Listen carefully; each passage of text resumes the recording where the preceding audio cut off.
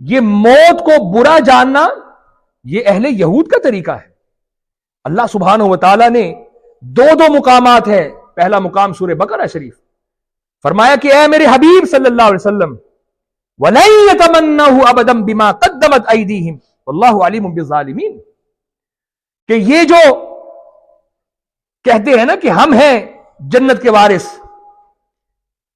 ان سے کہو نا کہ اگر جنت کے وارث یہ ہیں تو یہ موت کی تمنا کریں، موت کی تمنا کریں، اس لیے کہ موت آئے گی تو جنت میں جائیں گے نا. لیکن فرمایا ہرگز ہرگز یہ موت کی تمنا نہیں کریں گے، یہ جھوٹے ہیں. اور فرمایا یہ موت سے ڈرتے ہیں، یہ رب کا فرمان ہے. یہ خواہش کرتے ہیں کہ ہماری 1000 سال موت، ہماری 1000 سال زندگی ہو جائے. یہ موت سے گھبراتے ہیں، موت سے ڈرتے ہیں.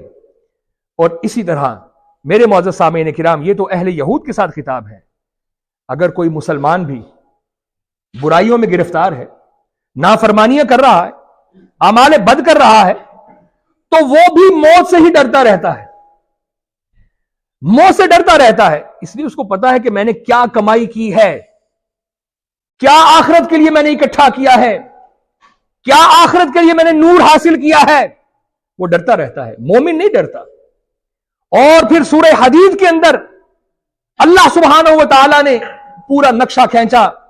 فرمایا کہ وہ جو اعمال صالحہ کر کے آنے والے مومن ہیں، روز قیامت جب اندھیرا ہوگا، کیونکہ سورج، چاند، ستارے جتنے یہ نور کے ماخذ ہیں جن سے روشنی آتی ہے، یہ تو ٹوٹ جائیں گے، بے نور ہو جائیں گے. الیکٹریسٹی تو نہیں ہوگی نا، بلب، یہ ٹیوب لائٹ، یہ چیزیں تو نہیں ہوں گی. سورج ویسے بے نور ہو گیا، چاند ویسے ٹوٹ گیا، بے نور ہو گیا، ستارے بے نور ہو گئے. ایک ظلمت ہے، ایک اندھیرا ہے، اور پھر پل صراط سے گزارا جا رہا ہے. اللہ سبحانہ و تعالیٰ نے وہ پورا نقشہ کھینچا سورہ حدید میں. فرمایا کہ اب وہ جو ایمان والے ہیں ان کی جبینوں سے نور نکل رہا ہوگا، ان کے دائیں طرف سے نور نکل رہا ہوگا، اور وہ جو جبین سے نور نکلے گا ان کے سامنے کا نور ہوگا، وہ ان کے ایمان کا نور ہوگا. ان کی دائیں طرف سے جو نور نکلے گا اعمال صالحہ کا نور ہوگا، اور وہ اس اپنے نور کے اندر چل رہے ہوں گے، اور عافیت سے وہ جنت میں پہنچ جائیں گے. اور وہ جو بد کردار رہے، بدکار رہے، بس دنیا کو ہی اپنا سب کچھ جان لیا، دنیا کو حاصل کر لیا، یہاں کی لذتوں کو حاصل کرنے کے چکر میں انہوں نے آخرت کو بھلا دیا. اب ان کے پاس وہ نور نہیں ہوگا. اب وہ ان سے کہیں گے کہ ٹھہرو بھائی، اپنے نور میں ہمیں بھی چلنے دو، ذرا رکو، اپنے نور میں ہمیں بھی چلنے دو. قیل ارجعوا وراءکم فالتمسوا نورا. ان سے کہا جائے گا کہ نہیں، یہ نور ان کو یہاں سے نہیں ملا، بلکہ یہ نور دنیا سے لے کے آئے ہیں، یہ وہاں سے لے کے آئے ہیں، یہ نور وہاں سے ملتا ہے، اور تم نے بھی اگر یہ نور لینا ہے تو واپس جاؤ، لیکن واپسی کا تو اب راستہ کوئی نہیں ہے. تو میرے معزز اور محترم سامعین کرام، نبی کریم صلی اللہ تعالی علیہ وسلم نے جو ایمان والوں کے لیے ارشاد فرمایا کہ مومن وہ موت سے گھبراتا نہیں ہے. موت تو مومن کے لیے تحفہ ہے. مومن کے لیے دنیا ایک قید خانہ ہے، وہ دنیا میں رہتا ہے آخرت کی کمائی کے لیے. الدنیا مزرعۃ الآخرہ.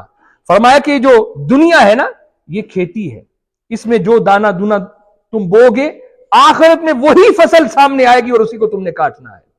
اگر نیکیوں کا بیج بویا ہے تو وہ نیکیوں کا ہی پھل ملے گا، اور اگر اعمال بد کا بیج بویا ہے تو فصل وہی سامنے آئے گی. ایسا نہیں ہو سکتا کہ بیج بد کا بویا ہو اور فصل اعمال صالحہ کی تمہارے سامنے آئے، ایسا نہیں ہو سکتا.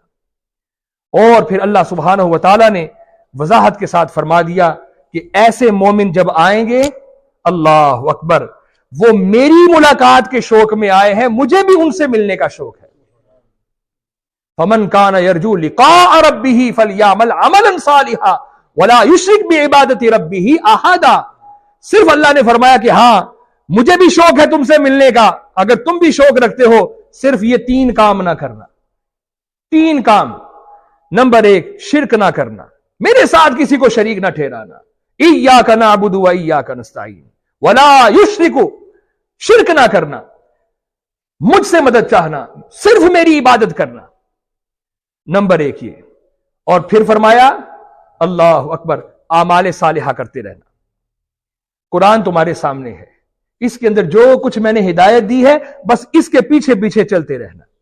اس کو سمجھانے کے لیے اپنا پیارا رسول تمہیں دیا ہے جو امام الانبیاء ہے، جو تمام نبیوں کا امام ہے. ایسا سونا اور پیارا رسول تمہیں دے دیا ہے، جیسے جیسے یہ فرما رہے ہیں ان کے پیچھے پیچھے چلتے رہنا. اور تیسری بات فرما دی کہ جو فرائض تمہارے ذمے ہیں ان سے کبھی بھی روگردانی نہ کرنا، کبھی منہ نہ موڑنا. تو فرمایا کہ پھر تمہارا رب یہ شوق رکھتا ہے کہ وہ تم سے ملے. تمہارا رب یہ شوق رکھتا ہے وہ تم سے ملے. اللہ سبحانہ و تعالی ہمیں بھی ایسا بنا دے ہم بھی اللہ سے ملنے کا شوق رکھیں اور اللہ بھی ہم سے ملنے کا شوق رکھے. وآخر دعوانا الحمدللہ رب العالمین.